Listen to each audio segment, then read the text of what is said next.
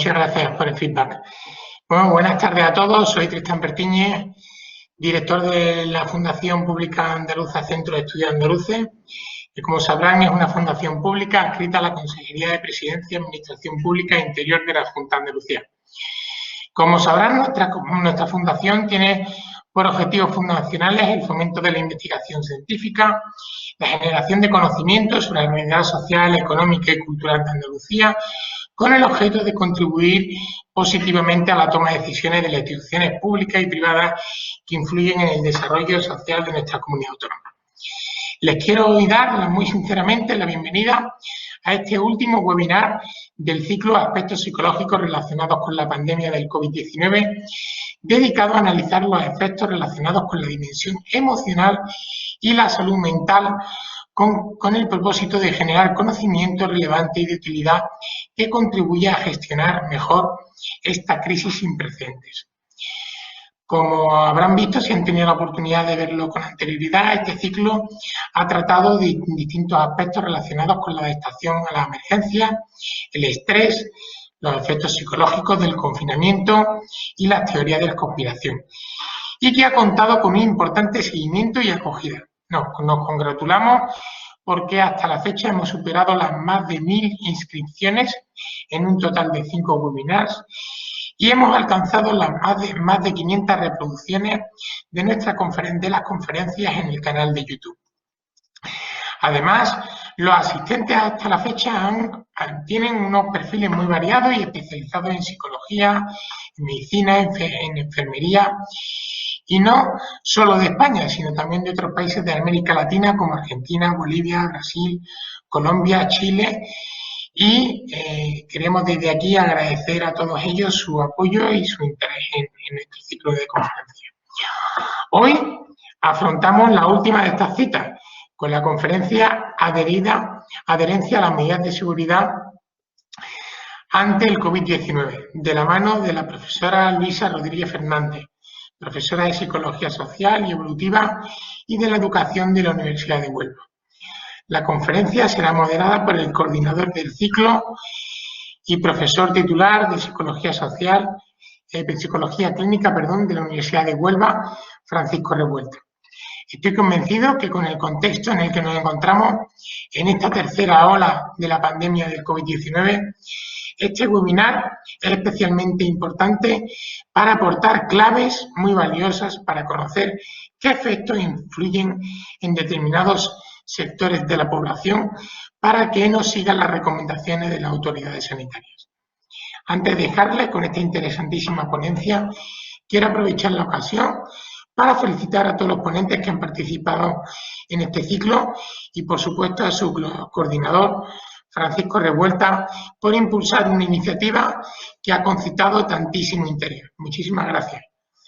Asimismo, les quiero recordar que a partir de mañana estará disponible esta conferencia en nuestro canal de YouTube del Centro de Estudios Andaluces, a los cuales les invito a visitar y suscribirse también a nuestro boletín de noticias para estar puntualmente informados de nuestras actividades.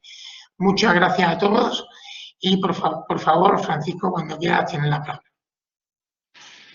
Muy bien, muchas gracias, señor gerente, director gerente de la Fundación.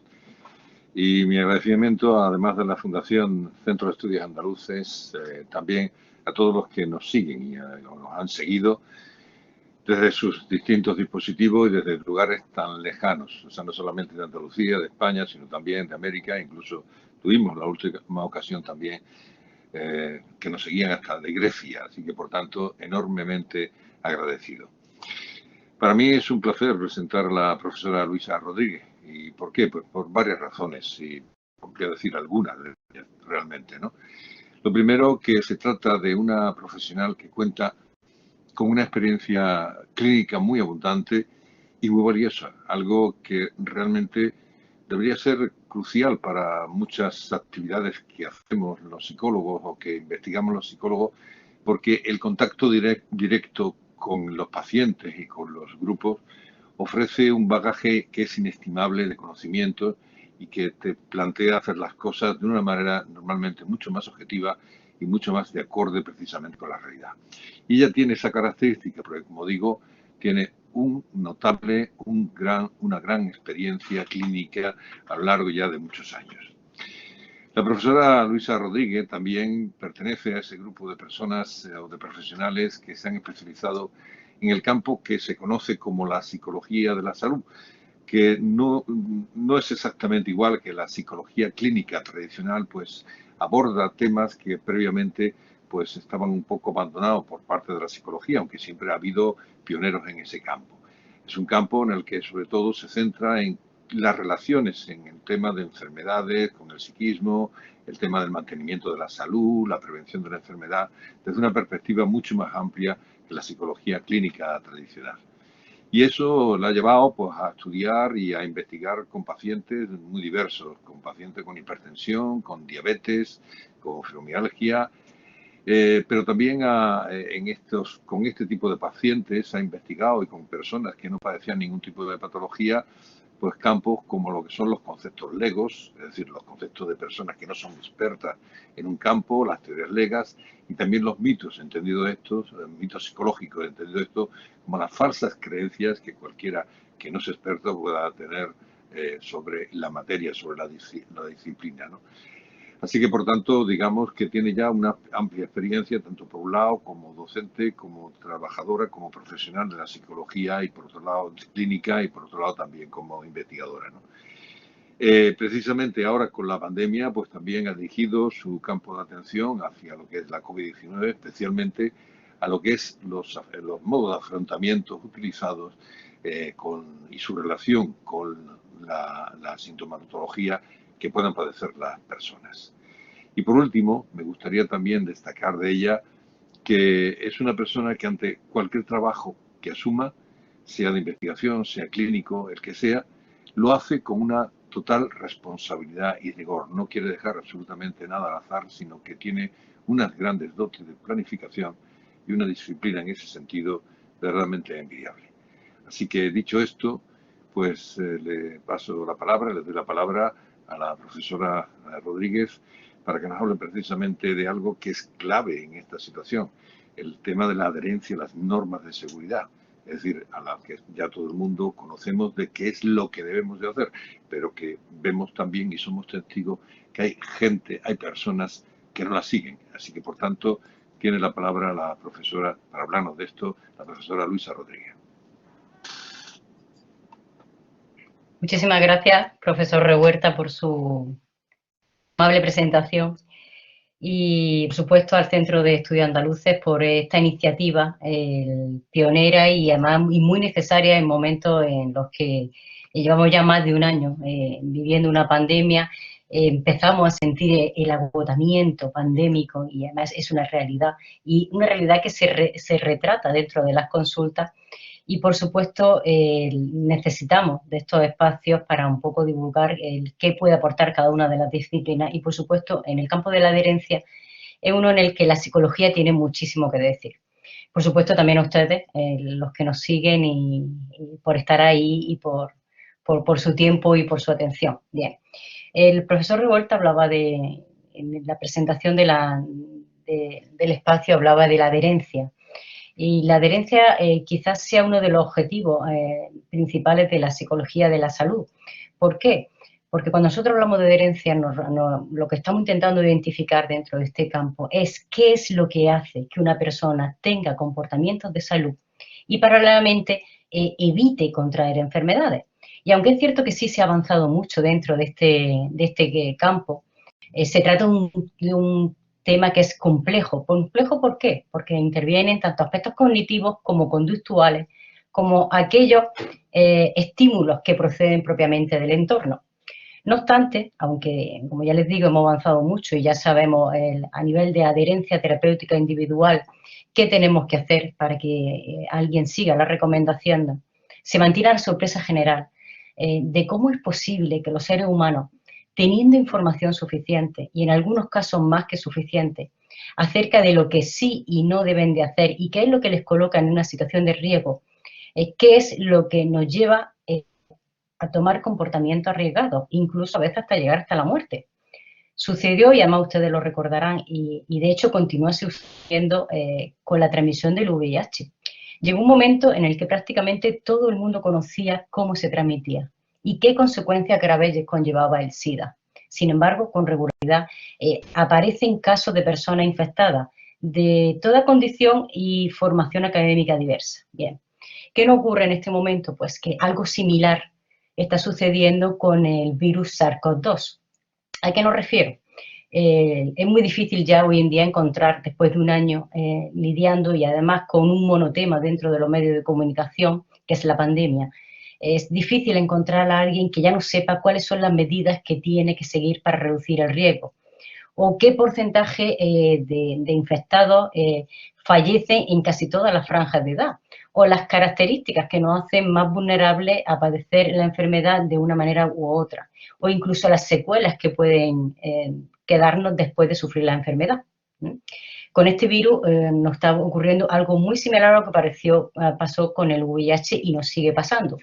Pese a que conocemos las vías de transmisión y las consecuencias graves que pueden acarrearnos, no es suficiente para que sigamos las medidas de prevención. Bien, lo que les vamos a contar ahora a continuación deja muy claro que la información, aun cuando siendo necesaria, no es una condición exclusiva e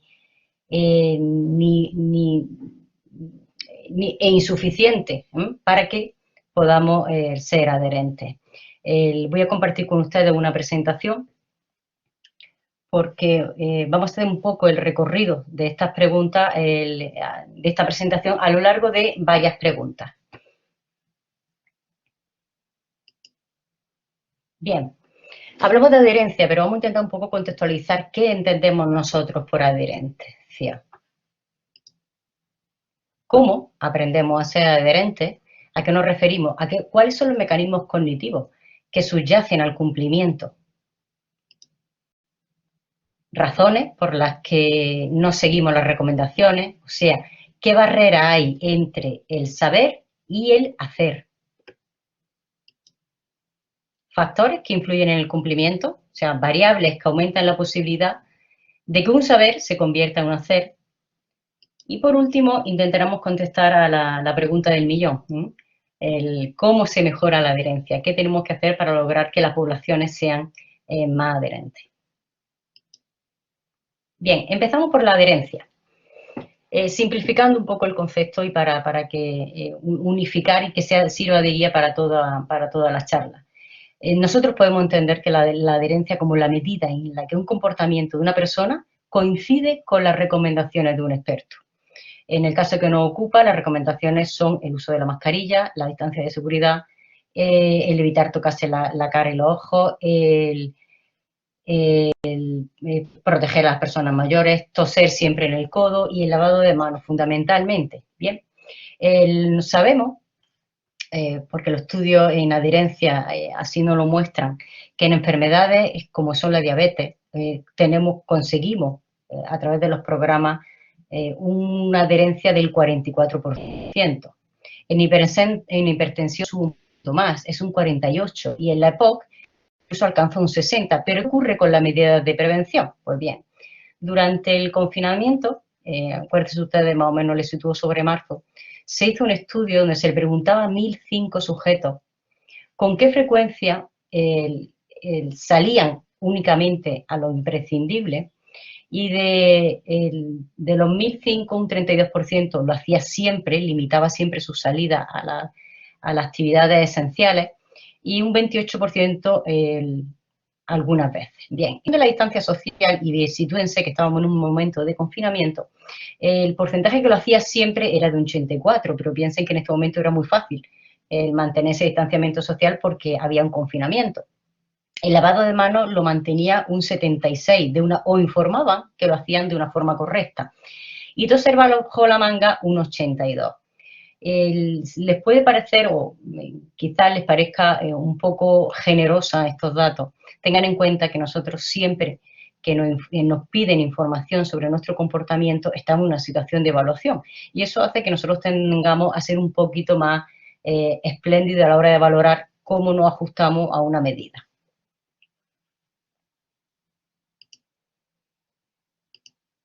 Bien,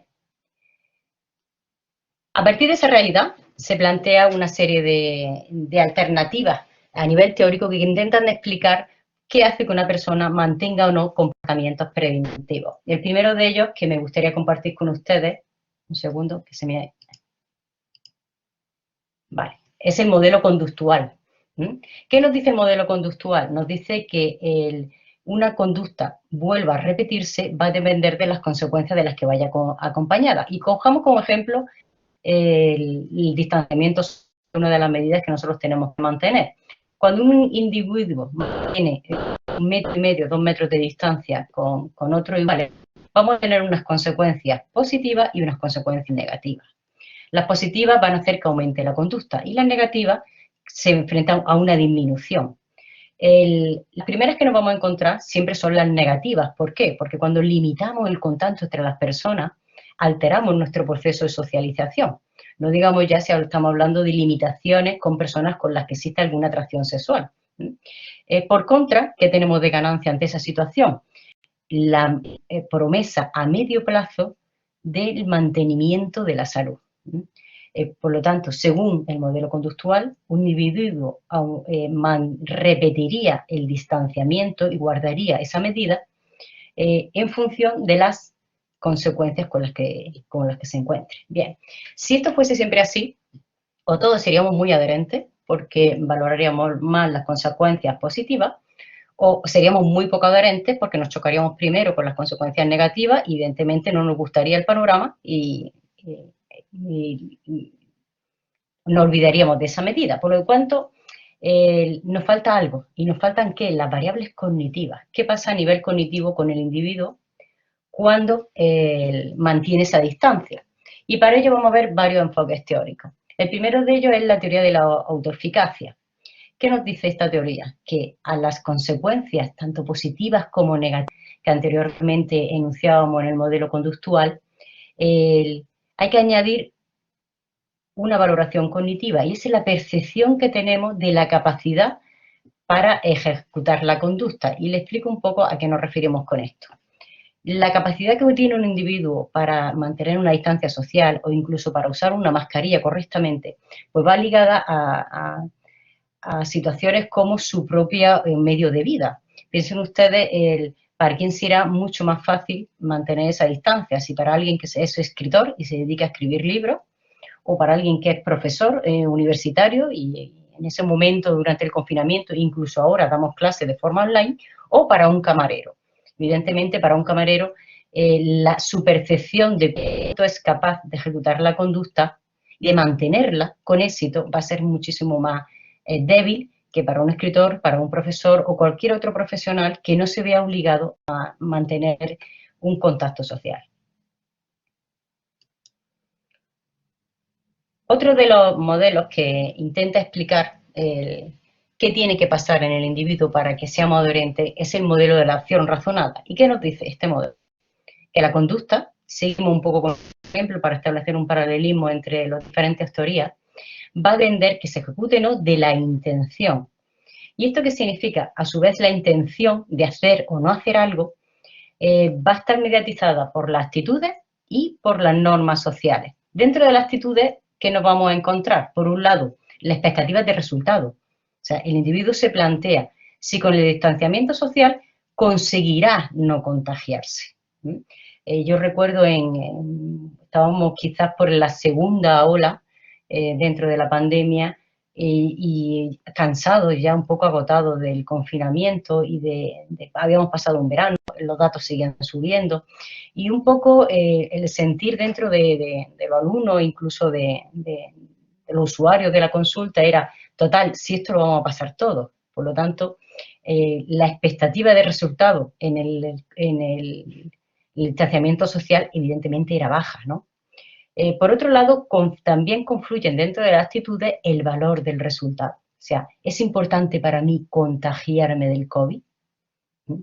Nos podemos encontrar que una persona consciente o conocedor de sus patologías crónicas, de una edad, de ciertos factores de riesgo que pueden cohabitar, sea importante para él evitar contagiarse del COVID, pero en el extremo contrario podemos encontrar una persona sana, joven, que minimiza el efecto que tiene la población de 20, 25 años, por lo tanto piensa que lo suyo va a ser un refugio de mala muerte y por lo tanto para él contagiarse o no contagiarse frente a lo que supone el mantenimiento del distanciamiento social, pues no tiene importancia. Bien. Y hablamos de dos variables, por un lado las actitudes y por el otro lado las normas sociales. ¿A qué nos referimos con las normas sociales? Son las creencias que tienen los otros, o sea, mi grupo, cuál es su postura respecto al distanciamiento. Y mi motivación para cumplirlo. ¿Cuánto importante es para mí cumplir lo que se espera de mí dentro de mi grupo social? Podemos encontrarnos dentro de las normas sociales grupos que mantienen en creencias erróneas sobre si esto es cierto o no es cierto lo que estamos viviendo, sobre si hay alguna teoría de la conspiración, sobre si realmente el distanciamiento nos sirve o no para mantenernos sanos. Por lo tanto, pues nos puede ocurrir que un individuo, manteniendo dos grupos diferentes, en unos sea cumplidor de la norma y en otros no, por ambas situaciones, porque la creencia del grupo va en un sentido u otro y luego mi motivación para cumplirla se puede adaptar. Y fíjense ustedes, se lo visualizo con un ejemplo que a mí me resulta muy llamativo. En todas las tiendas, todos los comercios, los supermercados, al entrar hay un bote de gel para lavarse las manos. Bien, es muy raro ver a una persona que entre en un comercio, pase por al lado de un dispensador de gel hidroalcohólico y no se eche alcohol. Y si no lo hace, enseguida, como ve al que viene detrás que lo hace, se vuelve para atrás y lo hace. O sea, presuponemos que lo que se espera de nosotros en ese contexto es que hagamos uso del gel. Como nosotros necesitamos encajar a nivel social en el grupo, con nuestro grupo, allá donde nos encontremos, ¿qué hacemos? Cumplimos con la medida. Sin embargo, ese mismo individuo, poco más tarde, se va a una zona de recreo, una zona de terraza. La mayoría del grupo de la mesa, aunque no están ingiriendo alimentos, tienen la mascarilla justo debajo de la barbilla, tipo babero, y se resiste a ponérsela. O sea, nuestro grupo de referencia y lo que espera de nosotros nos sirve para regular un poco cuál va a ser nuestra conducta, incluso dentro de los mismos grupos culturales.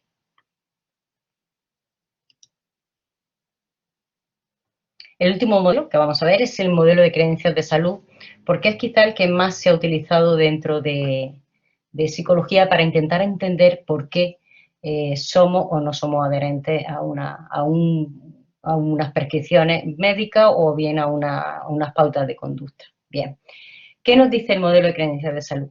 Pues que la probabilidad de mantener la distancia de seguridad va a depender por un lado, de la amenaza percibida.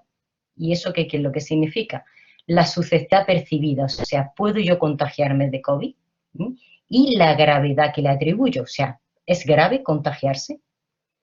Eso compite con la efectividad, o sea, la relación coste-beneficio que tiene la propia conducta, qué gano y qué pierdo manteniendo esa distancia, y las propias barreras que tengo para incorporar ese comportamiento a mi estilo de vida, ¿no? Entonces, imagínense ustedes la situación que planteábamos antes, de una persona que se dedique a la restauración.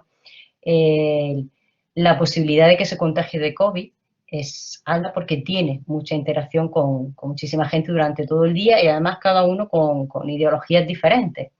La gravedad percibida va a depender de su situación personal, de su edad, de los factores de riesgo que cohabiten simultáneamente en él. Bien. El coste-beneficio, evidentemente, su trabajo va ligado al contacto social. El coste es alto y el beneficio es una promesa a medio plazo de mantener su salud. Las barreras para incorporar la conducta a su propio estilo de vida, con la variedad de posicionamientos que va a tener diferentes que entren por la puerta, de clientes, unos negacionistas, otros que sí son adherentes, vamos a tener, en ese dos extremos vamos a tener un abanico impresionante. Por lo tanto, las barreras para incorporar esa conducta a su propio estilo de vida, pues van a ser altas. Bien, en base a esas 4 variables, se define la amenaza, la efectividad, y de ahí el resultado es mantengo esa distancia o dejo de ejercitarla. Bien, si se paran ustedes un poco a pensar ven un poco la evolución de los modelos que hasta ahora le he contado. Todos comparten una idea, y es que consideran al ser humano como racional. O sea, partimos del presupuesto de en cada uno de los modelos que intentan explicar cómo somos adherentes, partimos del presupuesto de que el ser humano siempre se comporta de forma racionalmente óptima. ¿Eso qué quiere decir? Que nosotros evaluamos posibles resultados asociados a la elección en función o de acuerdo a nuestras preferencias y a nuestros valores. Bien. No obstante, el individuo no siempre se comporta de forma lógicamente óptima, aunque lo ideal sería que lo hiciéramos. Desafortunadamente, ¿qué es lo que nos encontramos? Nos encontramos que el individuo considera lo mejor a la hora de tomar una decisión y hace lo peor. O sea, optamos más por lo que queremos en vez de lo que juzgamos que suele ser lo mejor para nosotros.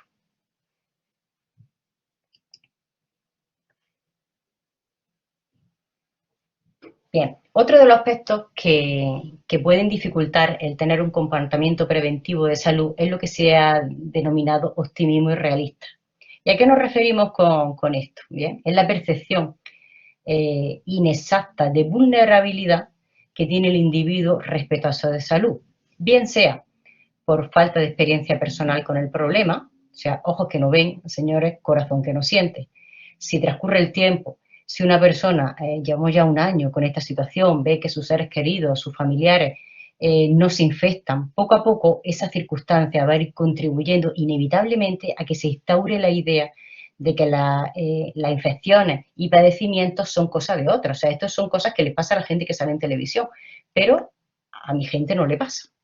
¿Bien? La otra creencia errónea que alimenta ese optimismo irrealista de a mí no me puede pasar es la creencia de que el problema se puede controlar por la acción individual. ¿Y a qué nos referimos con esto? Cada vez menos, por suerte, pero todavía existen creencias de cómo se puede combatir el virus o cómo puede uno evitar infectarse, bien tomando dióxido de cloro o bien con la ingesta de un ajo por la mañana. No es cierto que la acción individual humana pueda contrarrestar la posibilidad de infectarnos. Son ideas erróneas que nosotros arrastramos y que nos hacen sentir que tenemos una capacidad encima de los demás de evitar el contagio. La tercera creencia es si el problema no ha aparecido aún y llevamos ya un año, pues no lo hará en un futuro.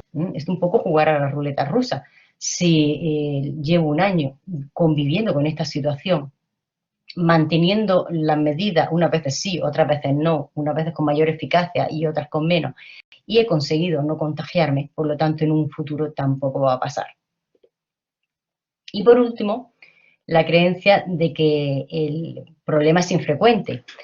Y de hecho, incluso algunos de nuestros gestores que se han ocupado de decirnos qué es lo que debemos hacer y en qué momento han alimentado un poco esta idea.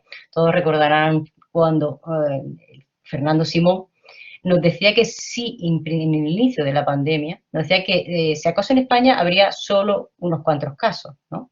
O ahora mismo, hace un poco tiempo, cuando nos decía que el impacto de la variante británica iba a ser marginal. ¿Eso qué quiere decir? Que refuerce la idea de que los contagios no van en un aumento, aunque luego la realidad nos presente un panorama totalmente diferente.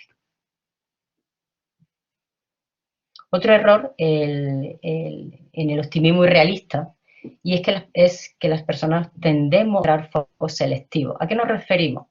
A que tendemos a minimizar el efecto de nuestro propio comportamiento de riesgo a la vez que ignoramos los comportamientos reductores de riesgo de los demás. O sea, lo que yo hago mal lo veo poquito malo y lo que los demás hacen bien lo veo poquito bueno, ¿no?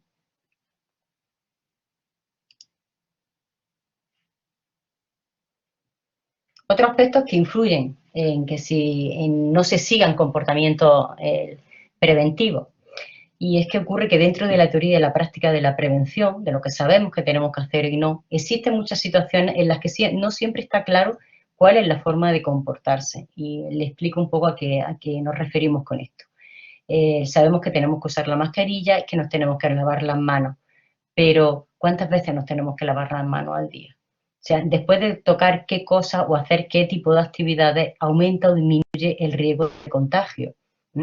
O usando las mascarillas de una forma correcta, si cuando yo me la quito, me la retiro de la cara para ingerir cualquier alimento o porque la dejamos en reposo, si yo toco la mascarilla con las manos, además que es un gesto que, un error que cometemos muchísimas veces, no quitarnos del elástico, realmente si estoy anulando todo lo que he conseguido poniendo un más FP2 que me cuesta muchísimo más respirar que con una mascarilla quirúrgica. Bien, entonces, hay en la vida diaria que nos plantean dudas y que no siempre tenemos claro cómo debemos de comportarnos.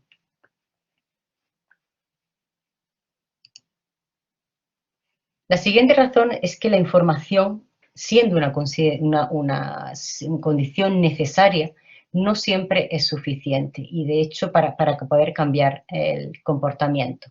¿Por qué? Porque está comprobado que en muchas ocasiones nosotros sabemos qué es lo que tenemos que hacer, pero lo hacemos porque nos han educado así, desconociendo realmente cuáles son los beneficios de mantener una u otras conductas. ¿Y a qué nos referimos? A la higiene de manos, al lavado de dientes, la higiene de superficies en las que nosotros en principio no vemos una suciedad aparente, pero sin embargo tenemos el hábito de limpiar antes de ponernos a cocinar. O sea, realmente no somos conscientes del alcance de las ventajas de mantener o no ese tipo de comportamiento.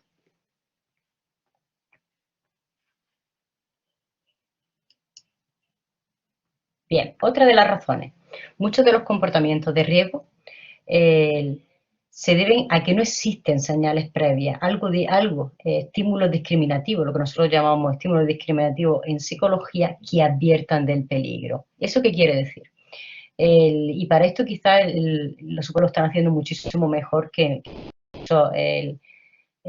colegios y universidades. Si ustedes entran en cualquier supermercado periódicamente, entren, van a encontrar un audio que les recuerda en la situación que estamos, que tienen ustedes que guardar la distancia, que deben de lavarse las manos. Entonces, hay multitud de escenarios públicos, incluso privados, donde no existe ninguna señal que nos indique a nosotros que estamos en una pandemia, que tenemos que mantener unas medidas de seguridad y que es importante que no bajemos la guardia y que mantengamos esa distancia social. Bien, entonces necesitamos dentro del autobús, de los medios de transporte, en las propias calles, en los escenarios públicos, en los colegios, si lo están haciendo muy bien y mantienen esos carteles que nos avisan de dónde nos tenemos que poner, cuándo tenemos que lavarnos las manos, un recordatorio que hacen que no entremos en un modo automático y que se desvanezca la atención sobre todas esas normas, y es que son necesarias.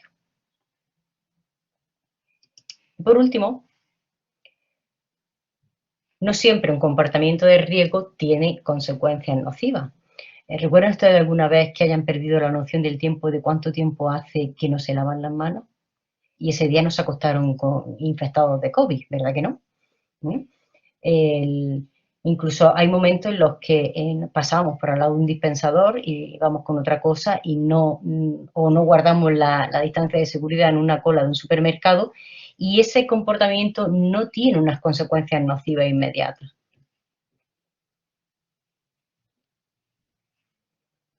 Es una situación que la vemos continuamente. No todo el mundo está contagiado del SARS-CoV-2 y claro está, nos vemos en situaciones donde nos saltamos esa adherencia. Bien.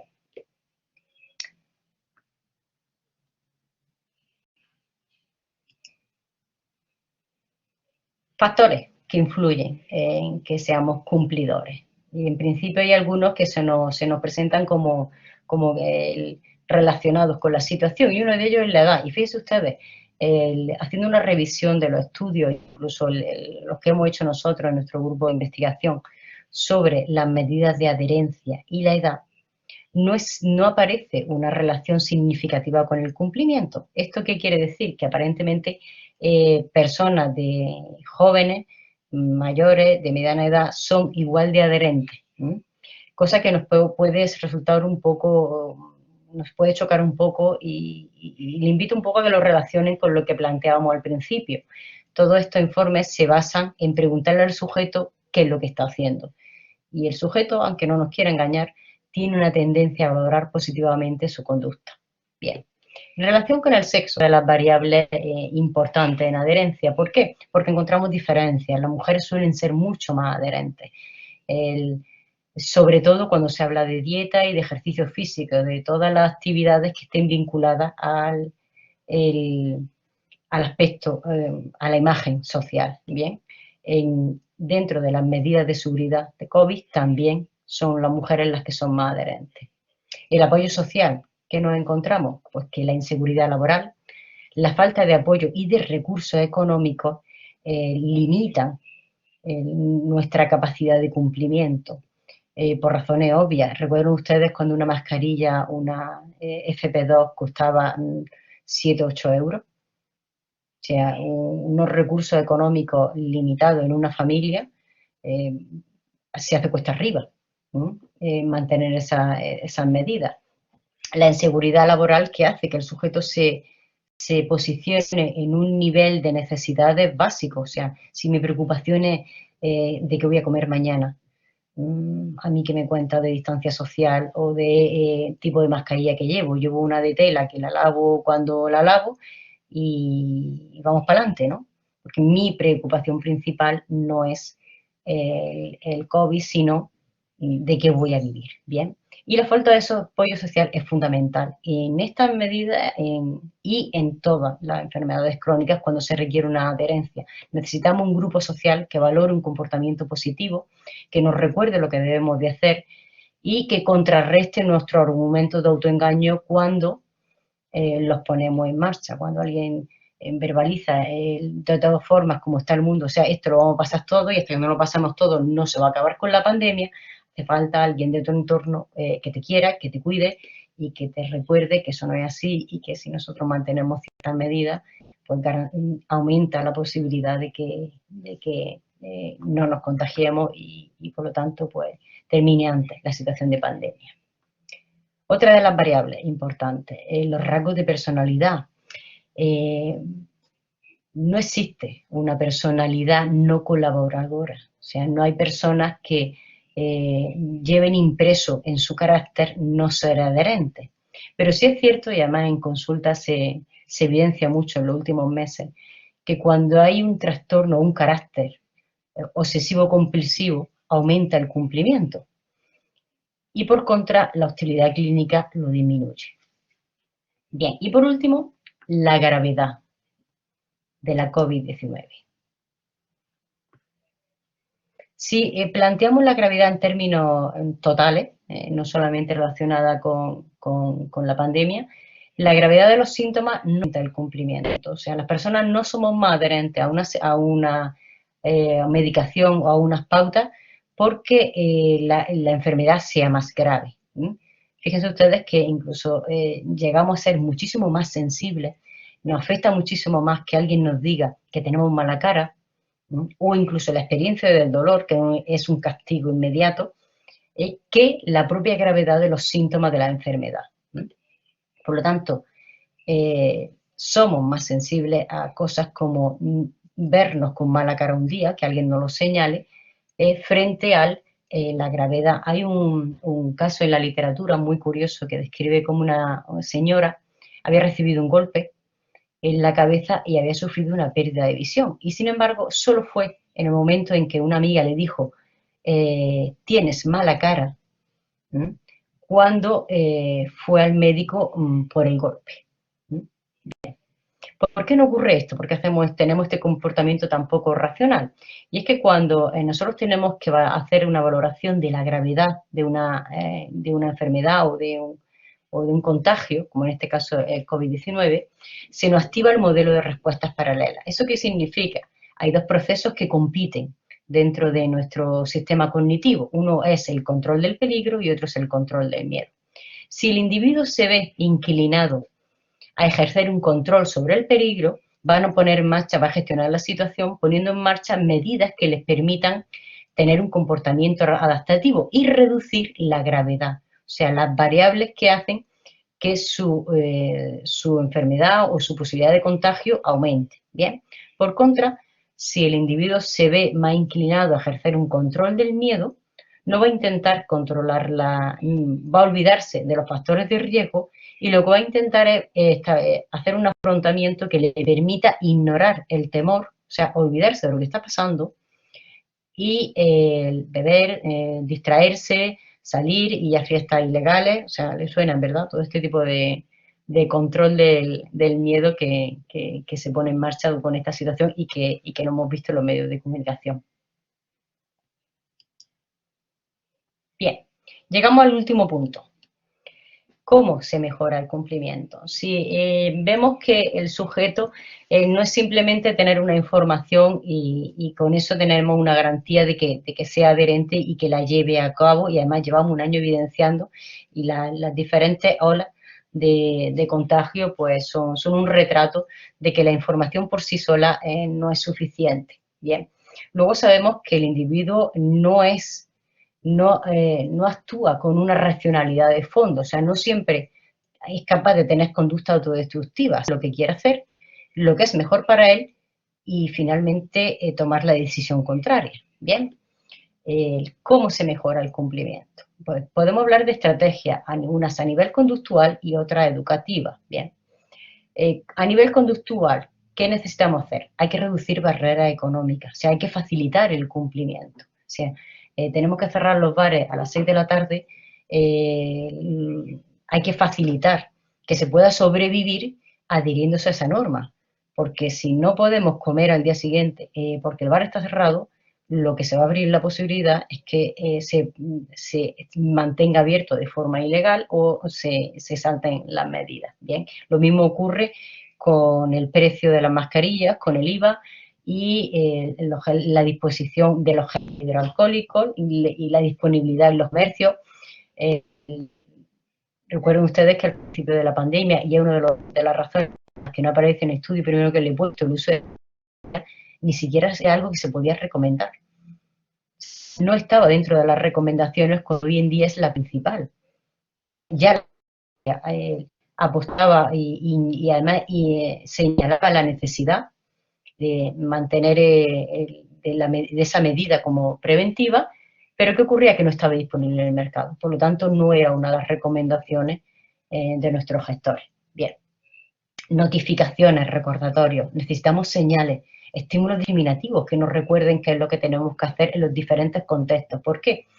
Porque en muchas situaciones entramos en el modo automático porque son tareas rutinarias que solemos repetir y nuestra cabeza está pendiente de otras cosas, y si nosotros no tenemos algo que activamente nos recuerde que tenemos que mantener la distancia, nos podemos ver pensando en qué vamos a poner la comida hoy y estamos en la cola del supermercado y cuando viene a darte cuenta no estás manteniendo la distancia de seguridad. Necesitas una señal en el suelo que te indique dónde te tienes que quedar. Bien. Procedimientos de autocontrol. ¿A qué nos referimos con esto? Análisis funcionales de los comportamientos. O sea, tenemos que saber qué situaciones, analizando nuestras propias cadenas de comportamiento, a nosotros nos introducen en una situación de no cumplimiento. O sea, yo sé que si yo mantengo mi actividad educativa en mis consultas, va a ser fácil que yo esté pendiente de las medidas y las mantenga. Pero ¿qué ocurre? Que me siento en una terraza, la mayoría de los que están conmigo en la mesa empiezan a quitarse la mascarilla, resulta mucho más difícil mantener un comportamiento preventivo, porque no hay un acompañamiento del grupo. Entonces tenemos que saber cuáles son las situaciones, o bien la ingesta de alcohol, que relajan el cumplimiento. Otra de las técnicas son los conductuales, que funcionan bien con los niños, que se trata de un acuerdo escrito que hacemos entre un asesor y un adulto o un adolescente, donde nos comprometemos a cumplir ciertas pautas a cambio de ciertas recompensas. Bien, y por supuesto el autorreforzamiento positivo, o sea, tener un reconocimiento, saber identificar igual que dónde he fallado, porque es donde tengo que poner el foco de atención, qué he hecho bien y a mí ha servido para protegerme. Bien. Luego tenemos la estrategia educativa.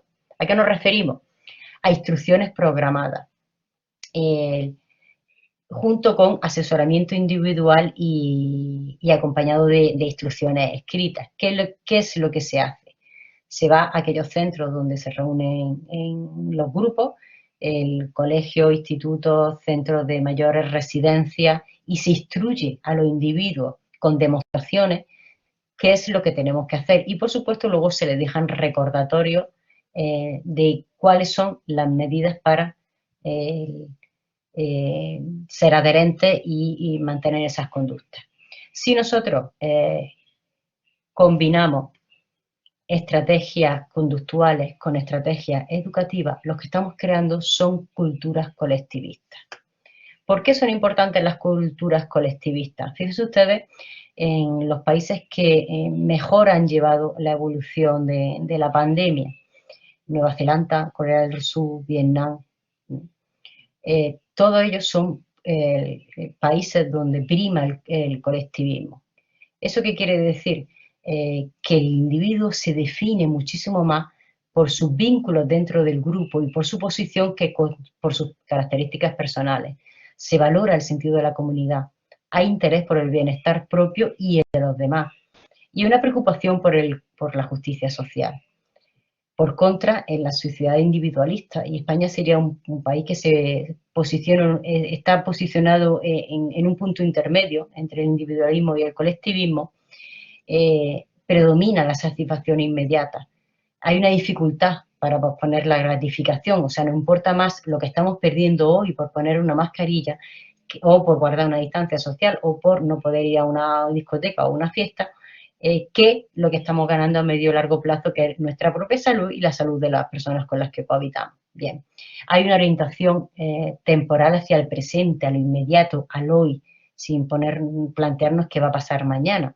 Si mantenemos esas tres características, pues nos vamos a encontrar sociedades donde la indefensión aprendida o la apatía son problemas frecuentes que se atribuyen más a las condiciones de vida que a la propia cultura, y que nos lleva, por supuesto, a normalizar la psicopatología, la apatía y la impotencia. Como conclusión, y con esto les doy paso a ustedes para que hagan sus preguntas, ¿cuál es la herramienta más potente que tenemos para conseguir personas que sean adherentes? La educación. ¿Por qué? Porque nos permite crear conciencia colectiva en las personas y fomentar la adherencia en una situación como la que estamos viviendo, donde la salud individual depende del comportamiento colectivo y no de lo que yo haga aisladamente en mi círculo. Bien, con esto termino y, por supuesto, estoy a su disposición para todas las preguntas que estimen oportunas o comentarios. Muchas gracias. Bien, muchas gracias. Enhorabuena por la exposición y vamos a ir dando paso a las intervenciones con felicitaciones por parte de los participantes. Bueno, pues vamos a ir con la primera de ellas. Es Cristina quien la formula y dice: buenas tardes. Dice: ¿cree usted que las personas mantendrán las medidas mientras dure la pandemia o, en consecuencia, por la fatiga, la desgana de la situación, no lo harán? Eso por un lado. Es decir, que si ya no lo hacen porque están, digamos, fatigadas, con desgana ya, un poco cansadas de la situación. O si las medidas se van a mantener durante la pandemia. Es una cuestión de hipótesis personal lo que tiene que responder. Pero después sí habla Cristina de un trastorno muy concreto. Dice, por otro lado, ¿cómo le afecta a las personas con TOC, con trastorno obsesivo compulsivo, esta situación? ¿Podría aumentar este trastorno a lo largo de esta situación? Muy bien, pues Cristina creo que va bien enfocada cuando habla de los TOC, y es cierto que es una de las poblaciones clínicas que peor lo está pasando durante la pandemia. ¿Por qué? Porque obsesiones y compulsiones se agudizan. Entonces son quizás dentro de la población que atendemos dentro de la consulta los que peor lo están pasando. ¿Qué va a pasar? ¿Mantendremos las medidas? Pues mira, nos vamos a encontrar de todo. Nos vamos a encontrar un grupo de sujetos que, pese al agotamiento pandémico, van a seguir manteniendo esas medidas, pero también nos vamos a encontrar otros que, como ya está aquí la vacuna, ya nos echamos a perder. O sea, ¿qué más da si ya antes o después nos van a vacunar? O sea, que Vamos a encontrarnos muestras de un extremo y otro y, por supuesto, también posiciones intermedias. Esperemos que predomine el sentido común, el sentido de la coherencia y sigamos manteniéndolo y no nos agotemos, porque lo necesitamos, para que llegue ese deseado fin. Bien, ahora Beatriz dice, enhorabuena por su intervención, y la pregunta es la siguiente. Si la COVID-19 atacara por igual a todos los grupos de edad, ¿la sociedad sería en general más cumplidora con las medidas de seguridad? Muchas gracias, Beatriz, por tu felicitación. Es una hipótesis, ¿no? ¿Qué pasaría si además no se hubiera, sobre todo, que no afecte aún más a un colectivo que a otro, porque hemos visto casos muy duros en colectivos muy jóvenes, gente con 20 y tantos años, o que se ha quedado con secuelas muy graves o que ha fallecido, ¿no? Pero sí es cierto que en un principio de la pandemia se hizo mucho hincapié que esto parecía que era la enfermedad de los mayores, que para ello era el problema. Para la gente joven esto era un simple resfriado. ¿Qué pasaría si hubiera una afectación por igual? Pues quizás hubieran predominado movimientos y posturas más colectivistas y menos individualistas. Por lo tanto, hubiéramos sido más adherentes.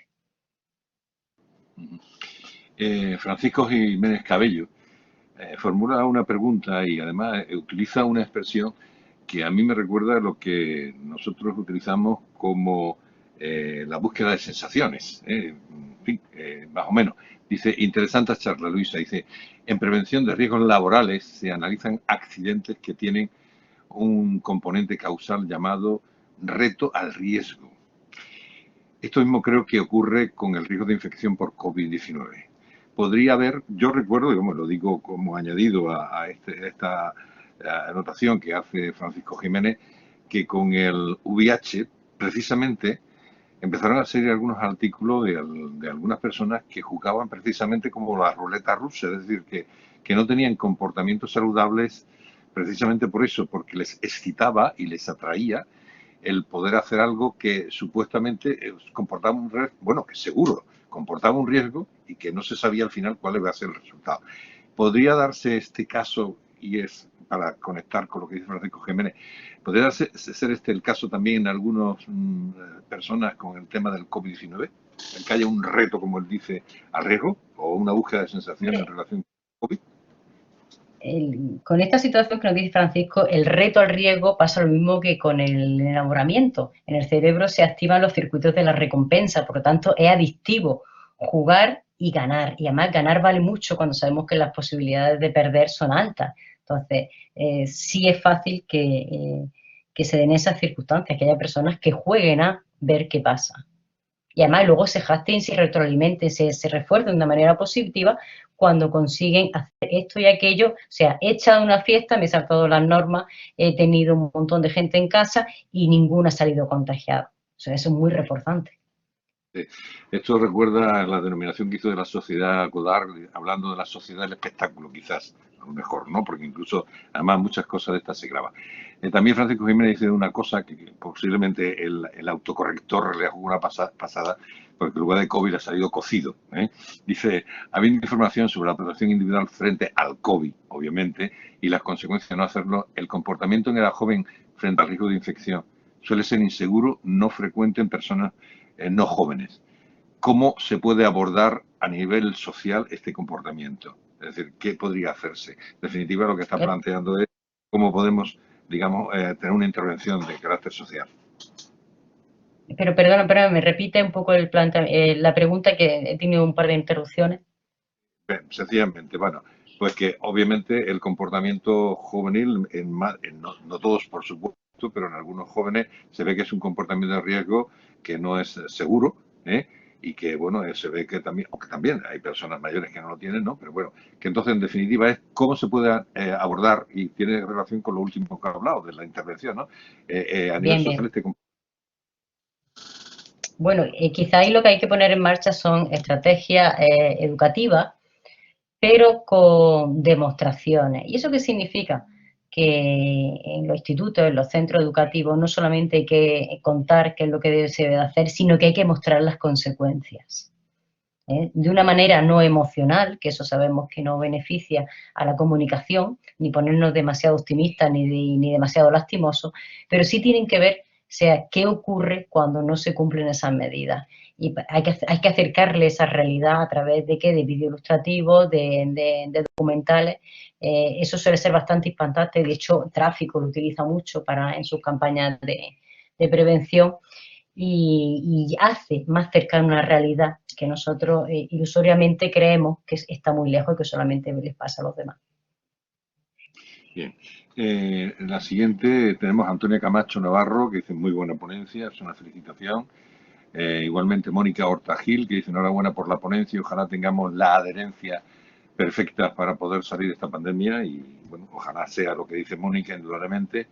Y también Juana dice muy buena intervención en personas con, bueno, muy buena intervención y después está escrito de una forma, en personas con cuadro ansioso, pero no pone más nada.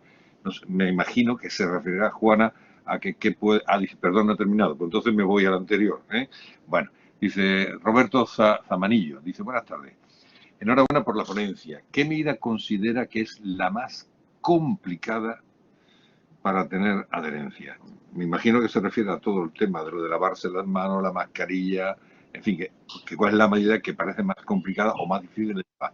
Dicho de otro modo, ¿se puede llegar a agotar la adherencia si se siguen dilatando en el tiempo las medidas? Es decir, en definitiva, si hay cansancio ya de llevar continuamente la mascarilla, la distancia social, si eso puede ser perjudicial para mantenerse como adherente, en definitiva. Bueno, El hecho de que... puede ocurrir, Roberto, puede ocurrir que se produzca una habituación en el individuo. De hecho, cada vez nos resulta menos difícil el uso de las mascarillas. Al principio nos asfixiábamos a los 3 pasos y ya un poco casi que donde podemos quitárnoslas las seguimos manteniendo puestas. Eso significa que hay una habituación, ¿bien?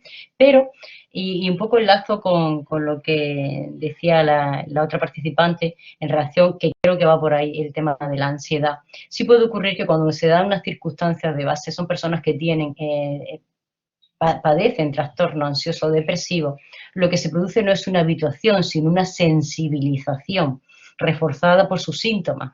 Por lo tanto, empeoran, ¿no? Entonces, vamos a encontrar unos individuos que van a seguir siendo adherentes porque se habitúan a vivir de esta manera y personas que empiezan a ser cada vez menos adherentes porque se sensibilizan. Y entonces están más pendientes a las consecuencias negativas de ser cumplidor que a la promesa a medio plazo o largo plazo de mantener esa salud. A mí me gustaría, antes de entrar, porque tenemos otras, pero ya para conectar con esa, ¿no? Como la realidad nos obliga a saber del tema de virus, a saber del tema de epidemias, no queda más remedio por lo que estamos viviendo, ¿no? Y todo apunta, según los virólogos, en que, bueno, continuamente los virus están ahí y, bueno, no se sabe cuándo, pero que vendrán nuevas epidemias será seguro, porque además esto persigue a toda la humanidad, ¿no? Me parece que del siglo V antes de nuestra era ya hubo una que está documentada, la primera que está documentada, que cogió todo el Mediterráneo oriental, ¿no? Entonces, a la vista de todo este conocimiento que vamos teniendo, la pregunta es, ¿deberíamos ya, digamos, cambiar nuestro estilo de vida de manera que minimicemos los efectos de futuras pandemias cuando lleguen, que ojalá sea muy tarde o que no lleguen nunca, indudablemente? Pero deberíamos hacer eso e incluir incluso en planes de estudios con la educación, con los niños y, por supuesto, también los adultos que tendríamos que llevarla. ¿Merecería la pena? Sí, necesitamos un poco cultivar eso en la sociedad, esa creencia de invulnerabilidad que no es realista. O sea, parte de nuestra salud depende del comportamiento del grupo. Y ahí está la adherencia, que no que yo tenga como individuo, sino que tengamos en la suma de los diferentes individuos que conforman una sociedad. Por lo tanto, hay que incidir en culturas más colectivistas dentro de la educación de los colegios y de las propias comunidades. Sí. Ya, ¿Para qué? Juana, Para esta situación y para lo que nos traiga el futuro, que evidentemente, como tú indicas, no ocurrirá. Juana ya ha finalizado, lo que pasa es que, bueno, me adelanté un poco porque ya había puesto una frase, ¿no? Concretamente se estaba refiriendo con las personas con cuadros ansiosos depresivos. Y lo que ella formula, Juana, es cómo se puede intervenir con estas personas que padecen este tipo de, o que tienen este tipo de problemas con respecto a las medidas. ¿Cómo habría que intervenir con ellas? Muy bien, te agradezco mucho, Juana, la pregunta porque además ese es nuestro día a día en consulta. Con el cuadro ansioso-depresivo es lo que más nos encontramos, la afectación que más nos encontramos dentro de las consultas de psicología. Y en esta situación lo que le tenemos que enseñar es a localizar aquellas parcelas de la realidad sobre las que sí tienen control. ¿Qué ocurre? Que nosotros, de forma automática, que es instintiva, la preocupación no hace centrarnos en el temor, aquello que no queremos que pase. Lo que no queremos que pase tiene muchas parcelas que no van a depender de nosotros. Entonces, focalizado en lo que yo no puedo controlar, dejo de ocuparme de lo que yo sí puedo controlar. Entonces, en los trastornos ansiosos depresivos tratamos un poco de buscar a cuál es la parcela de control, focalizarnos en ella y a partir de ahí mover las manos y los pies. O sea, nosotros sabemos que vamos en buen camino si en vez de preocuparnos por los datos mundiales de COVID, me estoy preocupando por cuándo fue la última vez que me lavé las manos y la mascarilla que llevo puesta, cuántas horas lleva ya puesta. Esa es mi parcela de control y es la que me permite no caminar hacia lo que yo temo, que es que esto sea el final del mundo. María del Pino, felicidades por la conferencia y lo práctica que resulta su contenido a nivel de prevención. Plantea una cosa que tiene que ver con la política. Yo, si después la ponente me lo permite, también puedo apuntar en este sentido. Dice, en España, a diferencia de otros países en los cuales las medidas de restricción están centralizadas en un solo gobierno, ¿hasta qué punto cree usted que resulta más difícil o fácil en controlar la adherencia social a las normas debido a la gestión por las diferentes autonomías? ¿Debería estar más centralizada la gestión como al principio para evitar confusiones y diferencias en los criterios? La sencillez, y yo creo que en esto tú, Paco, me puedes contestarle mejor que yo, no siempre es la mejor respuesta. O sea, la diversidad de situaciones que tiene el territorio español obliga a que para que las medidas sean buenas se adapten a las circunstancias y al sitio donde se están aplicando. Eso nos obliga a tener una diversidad. Entonces, no es un caos, es un mejor orden de la adherencia, desde mi punto de vista, por supuesto. Yo voy a poner un ejemplo, ya que la ponente me lo permite, pues lo voy a poner en el ejemplo. Y es el siguiente. Si nosotros queremos prevenir o mantener las enfermedades y mantener la salud, pues entonces le diremos a todo el mundo que tiene que lavarse las manos, que tiene que tener una buena dieta, que haga ejercicio, que no abuse de grasas saturadas, un consumo muy moderado o nada de alcohol, no fumar, etcétera, etcétera, ¿verdad? No vida sedentaria. Eso lo diríamos para todo el mundo. Sin embargo, si resulta que tenemos un grupo de 10 personas y uno tiene un problema de hipertensión, pues tiene que tomar, por ejemplo, un Lasartán, es decir, tiene que tomar, no le queda más remedio que tomar una medicación. Y otro tiene un problema de reflujo gastroesofágico. Y entonces resulta que de vez en cuando se tiene que tomar pues un esomeprazol. Entonces, ¿qué ocurre? ¿Le diríamos a todos para que haya un único criterio, que todo estuviera centralizado, que todo el mundo tiene que tomarse el Lasartán para la hipertensión o el esomeprazol? No. Quiero decir con esto que indudablemente tiene que haber unas normas generales para todo el Estado. Por supuesto que sí. Es decir, a eso tiene que ser. Pero cuando se dan circunstancias particulares en un lugar, pues habrá que tomar esas circunstancias particulares allí, porque a lo mejor en otro sitio no hace falta.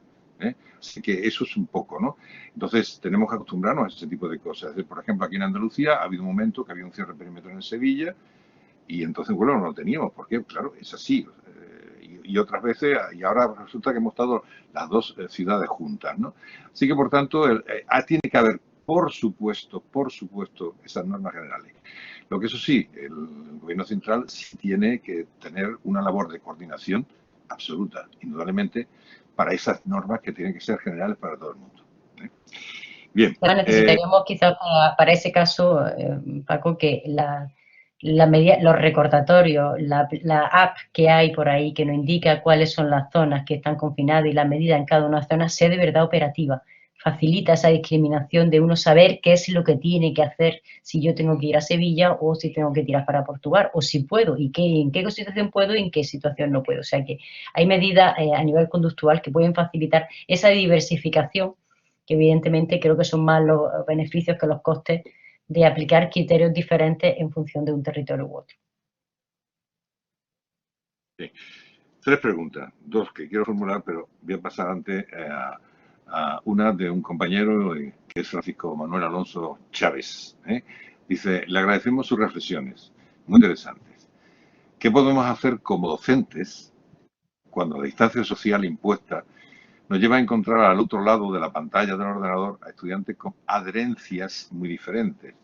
Unos manifiestan problemas de ansiedad y problemas diversos que perjudican gravemente el rendimiento académico. ¿Qué podemos hacer? Bien, Francisco, comparto tu problema, que también tengo alumnos con diferentes niveles de adherencia. Quizá en niveles no universitarios sea incluso más fácil trabajar este aspecto. ¿Por qué? Porque podemos implicar a la familia, podemos ver qué es lo que está ocurriendo. Sí hay una dificultad con los medios tecnológicos, con la propia instrucción del alumno.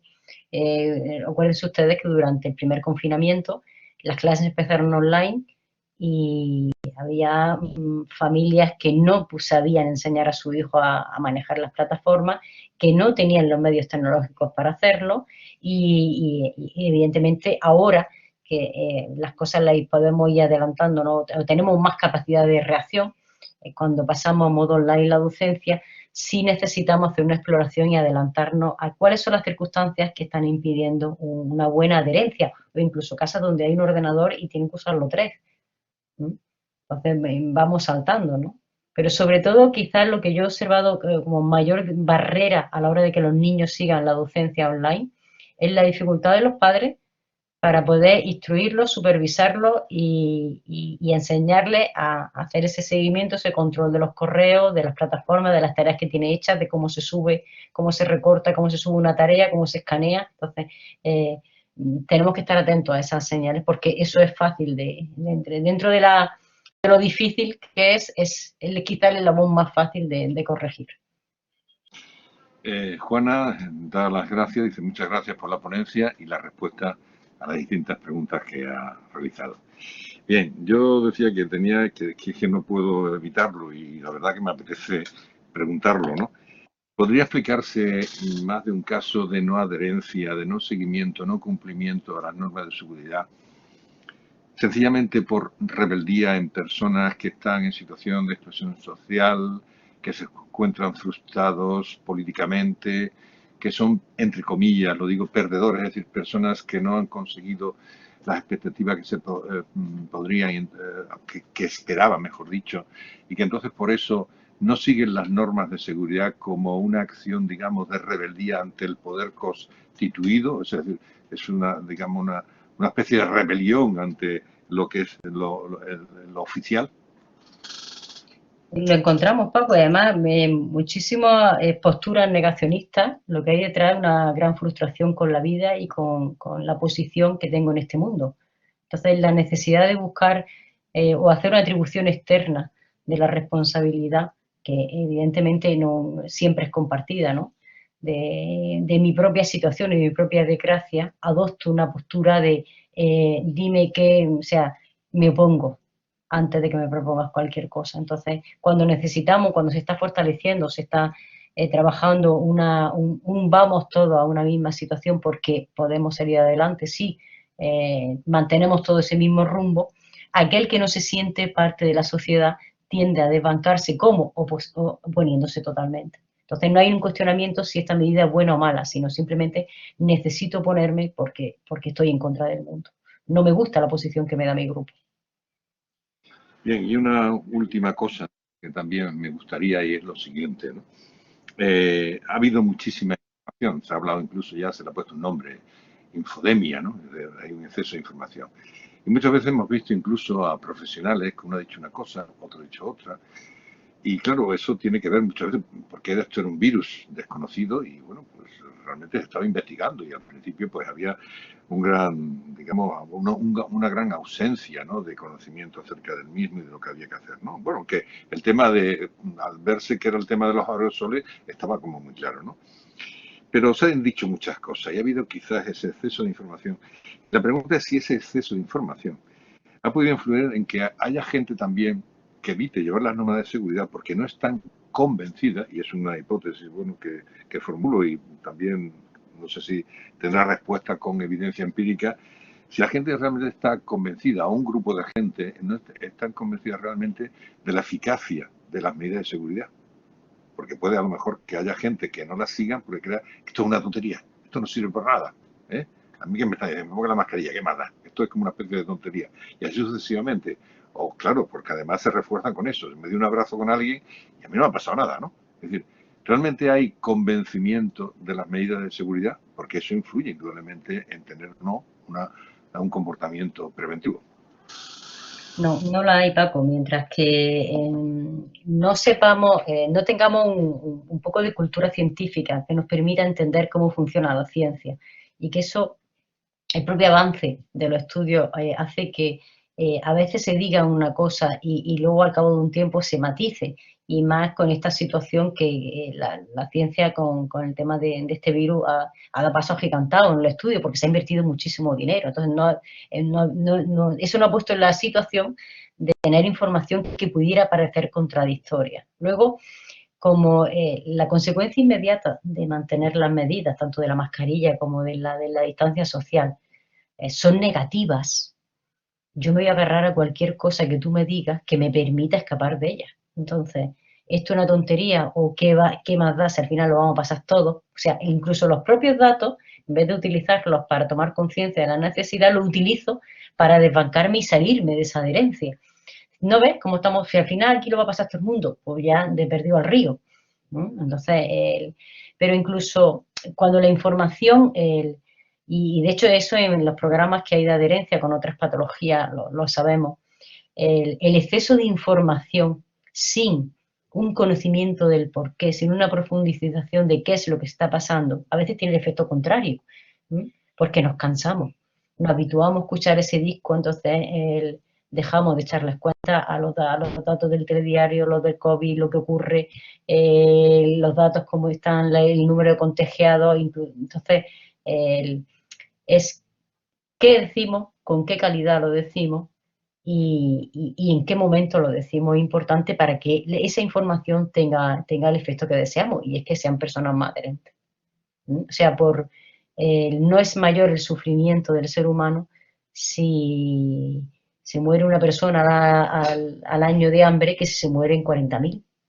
No se sufre más, se produce una habituación. Entonces necesitamos un conocimiento de causa. Muy bien, pues con esto vamos a terminar, pero antes quisiera felicitar a la profesora Luisa Rodríguez por su ponencia, por todas las respuestas que ha dado a las preguntas y a las observaciones que se le han realizado.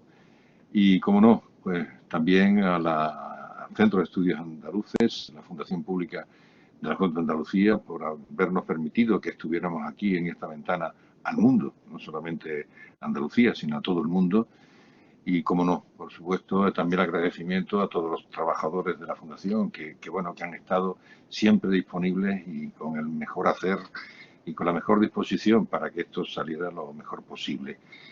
Y, como no, también tengo que añadirlo, el agradecimiento siempre infinito a todos los que nos han seguido, que han sido muchas personas, muchas, y ya digo, de muchísimos sitios.